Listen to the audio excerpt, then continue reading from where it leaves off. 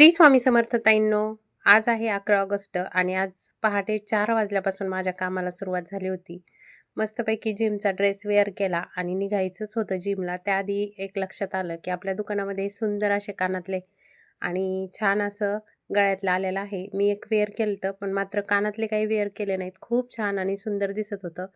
जिमहून जाऊन आल्याच्यानंतर सुंदर पूजा झाली होती. महाराजांना मुजरा करत होते. कारण महाराजांना मुजरा केल्याशिवाय आम्ही घराच्या बाहेर कुठंही पडत नाही. शक्यतो आम्हाला जर गावी जायचं असेल तर पहिलं आम्ही महाराजांना नतमस्तक होतो आणि त्याच्यानंतर प्रवासाला सुरुवात करतो. आता माझ्या आहोसुद्धा गावाकडे चालले की दररोज सकाळी महाराजांना मुजरा करूनच घराच्या बाहेर पडतात. माझ्या मुलं, मी. आपल्याला ते एक सवय पाहिजे देवाला चला म्हणायची आमच्यासोबत. तर सध्या आमच्या गावाकडचं सुंदर छोटंसं असं वातावरण झालेलं होतं. आता सध्या पाऊस नाही पहा, खूप असा उन्हाळा असल्यासारखं आहे गावाकडं. आता आमचे सगळं सहकुटुंब, सहपरिवार आम्ही निघालो होतो. आता वाजलेले होते सकाळचे 8. सकाळचे घरातले सगळे कामं आवरून इकडं निघालो होतो. दोन्ही मुलांनासुद्धा आज शिक्षकांना विचारायचं सांगितलं आणि शाळेतून डायरेक्ट निघालोत. कुठं तर गावाकडं. गावाकडं आले तर हे कधी बघा, गावाकडं आपण छोटे-छोटे जे झाडं लावलेले असते, त्या झाडाला अशी फुलं आली की अगदी प्रसन्न वाटतं. इतकं नवल वाटतं ना, ह्या झाडाला इतकी फुलं आणि इतक्या कळ्या आल्यात ना ताईंनो, इतका आनंद होत होता. म्हणलं चला, सासूबाईचे सकाळचे कामं आवरले होते. त्यांनी गहू चाळायला घेतलेले होते म्हणून देवपूजा राहिली होती. म्हणलं चला आता मस्त देवपूजा करून घेऊया. तर मस्त म्हणलं चला आधी तर फुलंच तोडते. खूप आनंद वाटत होता फुलं तोडायला. मग सगळे छान असे जास्वंदाचे फुलं तोडून घेतले आणि सकाळचं फ्रेश कवळं ऊन, पिवळं-पिवळं चुटूक मस्त वाटत होतं. त्यानंतर आज मला घालायच्या होत्या सुवासिनी, कशाच्या ते सांगतेच. तर आता आमच्या तिकडे आहे ना, आखाड्याच्या महिन्यामध्ये लक्ष्मी आईच्या पाय पडायला जातात. तसंच मी गावाकडे दरवर्षी जेव्हा राहत होते तेव्हा 3-4 वेळा नैवेद्य द्यायचे. ह्यावेळेस माझा हा पहिलाच नैवेद्य होता. मग आता 5 जणी सुवासिनी घालायच्या होत्या. त्यासाठी मी इथं छान वाटणं काढून छान सुंदर भाजून घेतले होते चुलीवरती. आता तुम्हा सगळ्यांना माहिती आहे आपल्याकडं काळा मसाला आहेच, पण तरीसुद्धा मी जो वाटून व्यवस्थित मसाला करता येईल तोच मसाला करून घेतला. त्यानंतर मस्तपैकी इकडं कणिक भिजवून घेतली. आता कणिक थोडीशी निब्बर भिजली कारण बाकीचे कामं होईपर्यंत कणिक चांगली भिजल, मऊ करायची आणि लगेच पोळायला लागायचं होतं. तर इथं आमटी बनवून घेत होते मी. आमटी आता सगळ्यांना खूप आवडती. भातासोबत सगळ्यांना, अगदी घरातल्या छोट्यापासून तर मोठ्यापर्यंत. मग सुंदर आमटी पहा, इकडे मी फोडणी घालत आहे. आता तुमच्या तिकडं काय म्हणतात तर सांगा. आमच्या इकडे येळाण्याची आमटीसुद्धा म्हणतात. आता कोणी कोणी कटाची आमटीसुद्धा म्हणतं.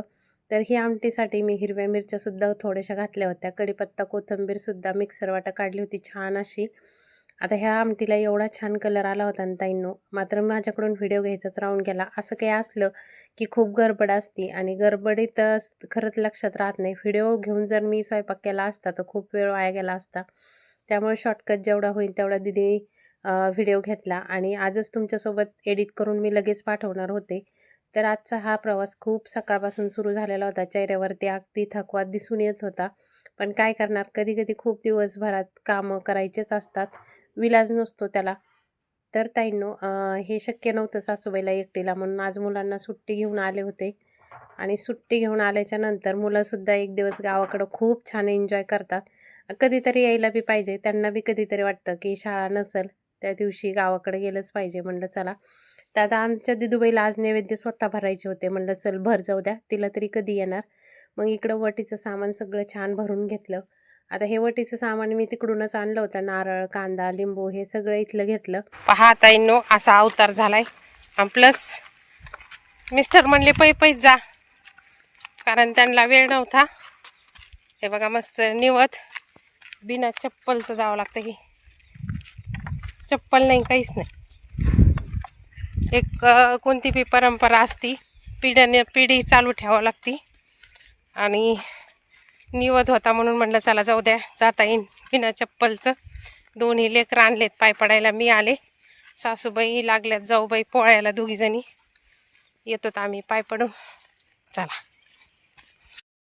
तर ताईंनो, इथं देवीच्या ठिकाणी आल्यावर म्हणजे लक्ष्मी आईच्या दर्शनाला आल्याच्या नंतर दही आणि भात फेकला जातो आणि त्याच्यामध्ये थोड्याशा लिंबाच्या फोडीसुद्धा असतात. मग छान असा दही भात चौकून फेकून घेतला.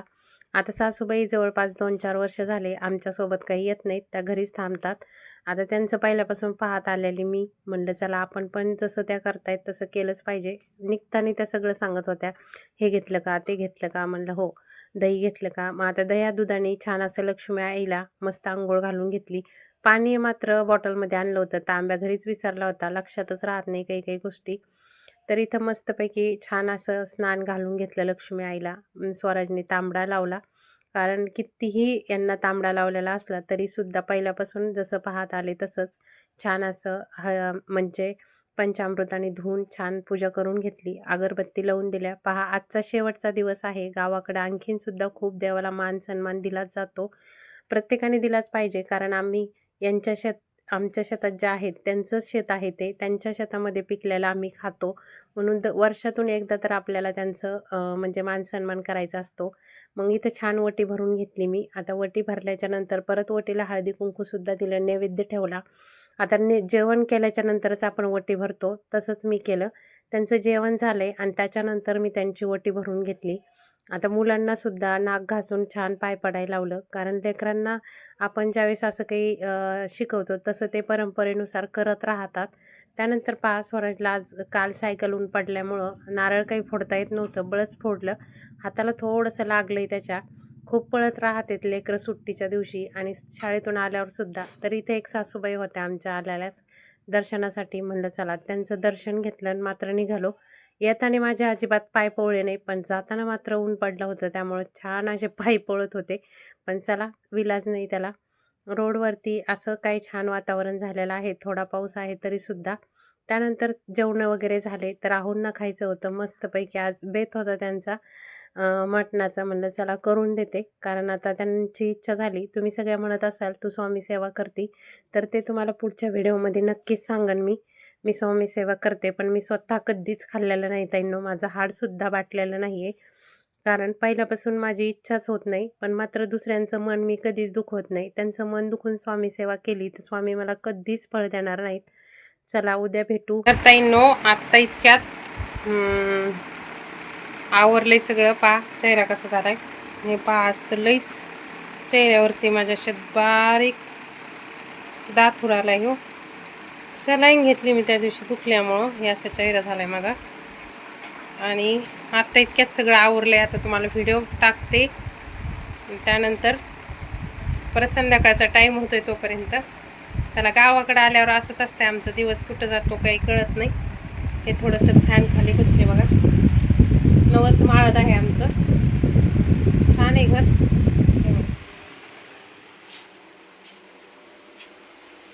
इथं साईबाबाचा फोटो आहे मस्तपैकी.